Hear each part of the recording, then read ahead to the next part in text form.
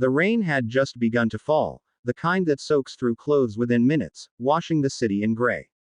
John Parker tugged the hood of his worn jacket tighter over his head as he trudged across the old iron bridge, one hand clutching the paper bag of discounted groceries, the other gripping the small hand of his 7-year-old daughter, Emily. It had been another long day. He had finished a double shift at the warehouse, picked up Emily from after-school care, and now they were heading home to a cold apartment where the heater hadn't worked properly in weeks. Money was tight. Rent was late. His boots leaked. But Emily was humming a tune she had made up, her small voice carrying through the drizzle. That was enough to keep him moving. Then he saw her. At first, John thought she was just another pedestrian leaning against the railing of the bridge, staring down at the river below. But something about the way she gripped the edge, her knuckles pale, her shoulders trembling, made his heart tighten. She was young, maybe 19 or 20, her dark hair plastered to her cheeks by the rain. Emily's humming stopped. She squeezed his hand and whispered, "Daddy, is that girl okay?" John slowed, his stomach churning. He knew that look, the look of someone who had run out of reasons to hold on. He'd felt it himself, years ago, after Emily's mother walked out on them, leaving him with nothing but unpaid bills and a baby who cried through the night. He had stood on this very bridge once, staring into the black water, wondering if anyone would even notice if he disappeared. "Stay here, sweetheart," John said softly, setting the grocery bag down beside Emily. He let go of her hand, forcing a calm smile. "Daddy's just going to check on her." Emily nodded, clutching the paper bag like it was a treasure chest. John approached slowly, his boots splashing in puddles. The girl didn't turn. She didn't seem to hear him at all. She was balanced on the wrong side of the railing now, her thin shoes slipping slightly on the wet iron. "Don't jump," John said firmly, his voice carrying over the roar of the river. She flinched, her head snapping toward him, eyes wide with shock. "Stay back," she warned, her voice hoarse, almost broken. "I'm not here to hurt you," John said, raising his hands. I know that look. Believe me, I've been there." Her lips trembled. For a moment, the rain seemed to fall louder than anything else. "You don't understand," she whispered. "No one does." "Try me," John said gently, inching closer. "I've lost everything before. I know what it feels like to think the world doesn't care whether you live or die." Her eyes flickered with something, doubt, maybe hope, but then she shook her head violently. "It's too late for me. You don't know who I am." "You're someone's daughter," John replied quickly, his voice cracking with emotion. "Maybe someone's sister. You're a person who matters. Even if you don't believe it right now."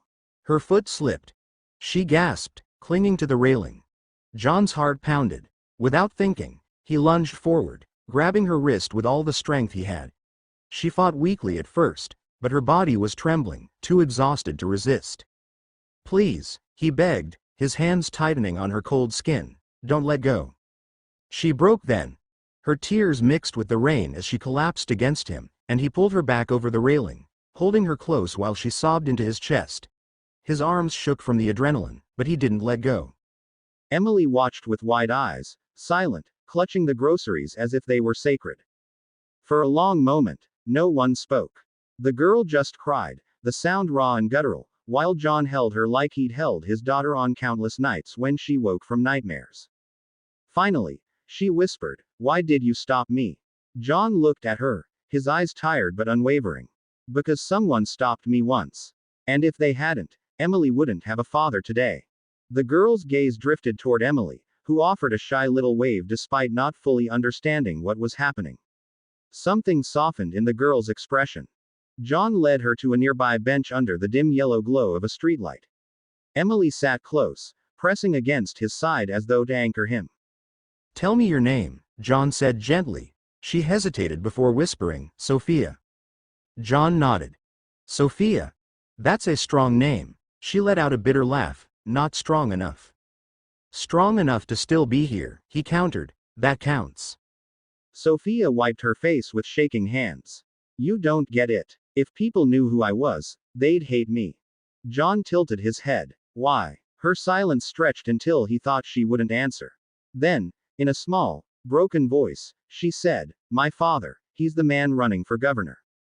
Everyone thinks he's perfect. But at home, she trailed off, unable to finish.